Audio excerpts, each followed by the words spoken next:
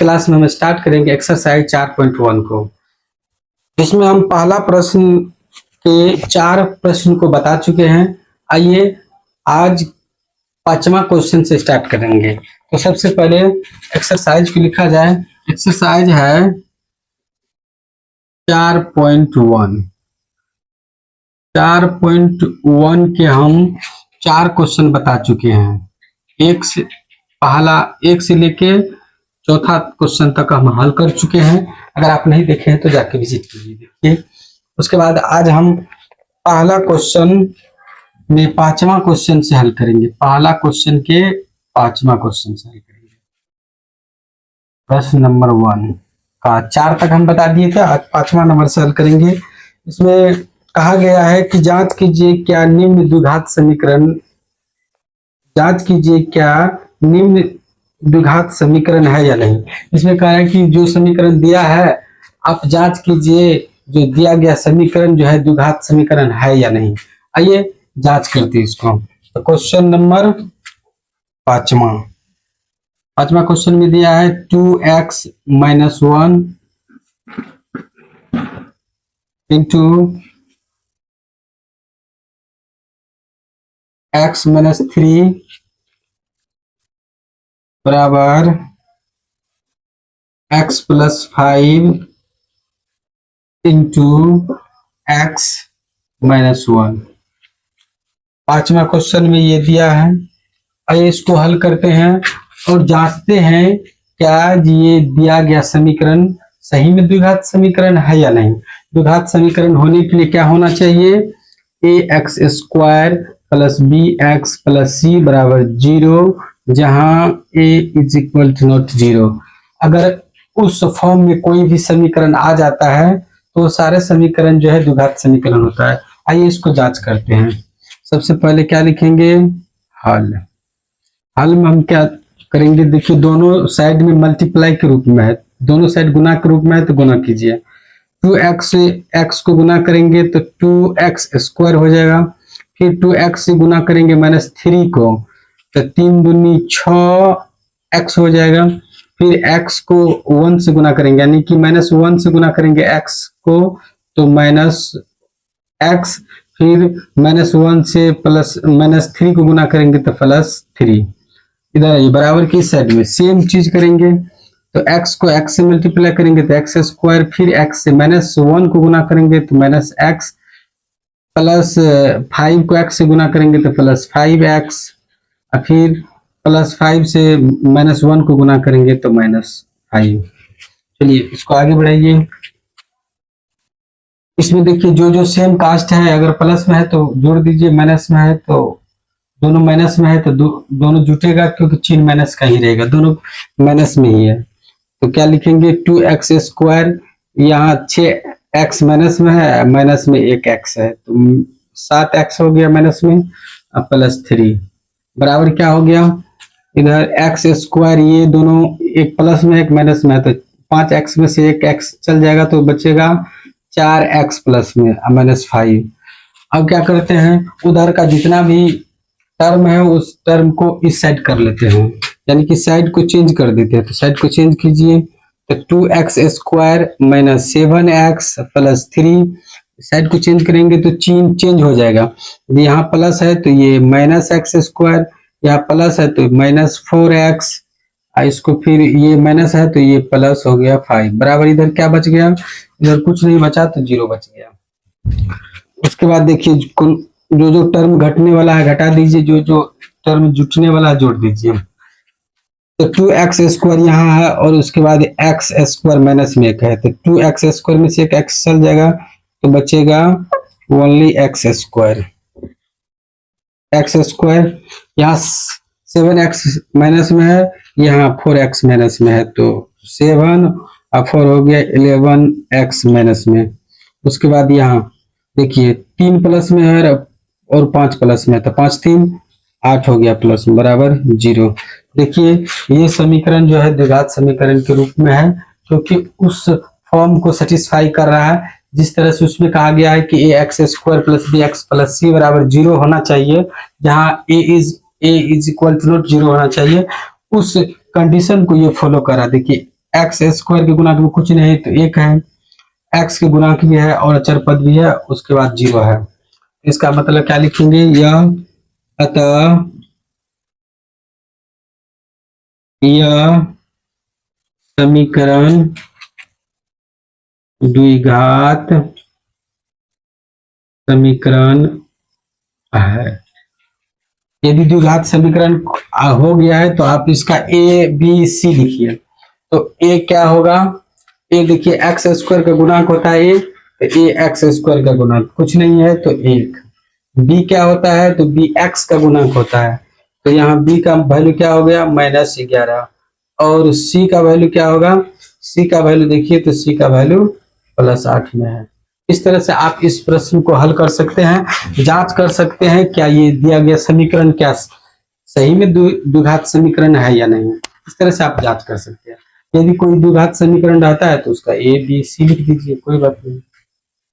चलिए आगे के प्रश्न को हल करते हैं। तो साफ कीजिए।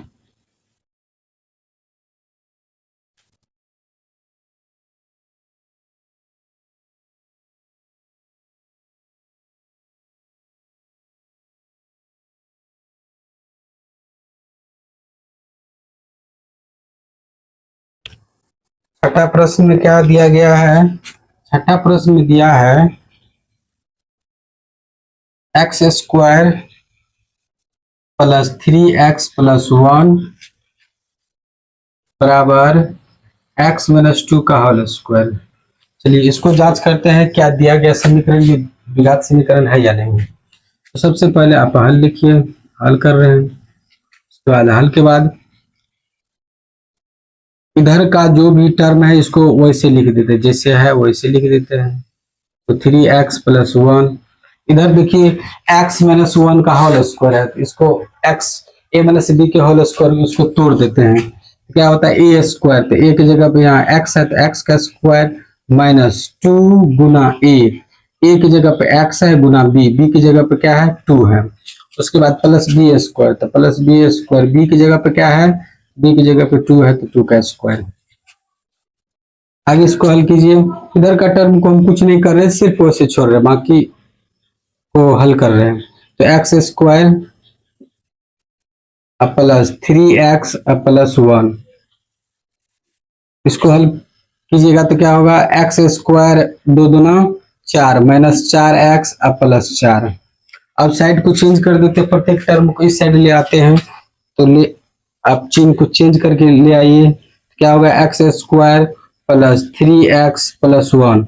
साइड चेंज कर रहे हैं तो चिन्ह जो है चेंज हो जाएगा, तो यहाँ प्लस है तो यहाँ -x², यहाँ माइनस है तो +4x -4 बराबर क्या बच गया, उस साइड क्या बच गया, तो उस साइड 0 बच गया।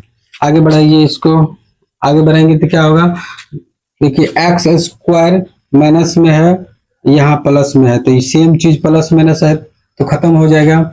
उसके बाद 4x प्लस में है, 3x प्लस में है, तो 4 3 7x हो गया, यहाँ प्लस में 1x है, यहाँ पे माइनस, तो 4 -4x है, सॉरी -4 है तो 4 में से 1 चल जाएगा तो -3 बराबर क्या है, आ गया 0। तो ये द्विघात समीकरण क्या है, ये द्विघात समीकरण नहीं है। तो लेकिन क्या था, यह द्विघात समीकरण नहीं है, क्योंकि द्विघात समीकरण का स्टैंडर्ड रूप, मानक रूप को ये फॉलो नहीं कर रहा है, इसलिए यह जो है यह समीकरण द्विघात समीकरण नहीं है। आप वैसे भी समझिए, द्विघात समीकरण होने के लिए चार राशि पर अधिकतम घात 2 होना चाहिए। यहाँ पे देखिए चार राशि पर अधिकतम घात क्या 2 है, नहीं है, इसका मतलब 1 है, तो ये द्विघात समीकरण नहीं होगा। चलिए आज सातवां प्रश्न को हल करते हैं। इस तरह से आप प्रत्येक प्रश्न को हल कर सकते हैं। इसमें सिर्फ जांच कर रहा है कि जांच कीजिए क्या दिया गया समीकरण द्विघात समीकरण है या नहीं। सातवां प्रश्न को हल करते हैं।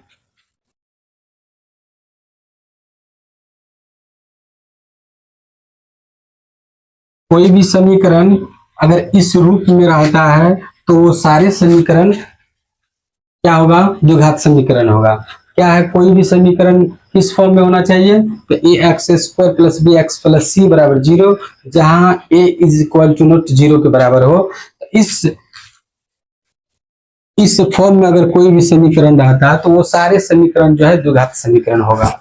चलिए 7वां प्रश्न को हल करते हैं। 7वां प्रश्न में क्या दिया गया है,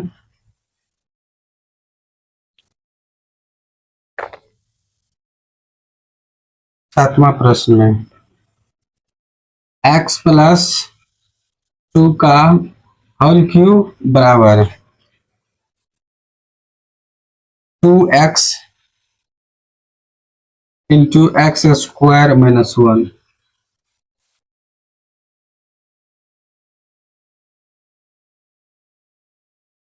ये तो द्विघात समीकरण नहीं होगा क्योंकि x का क्यूब है।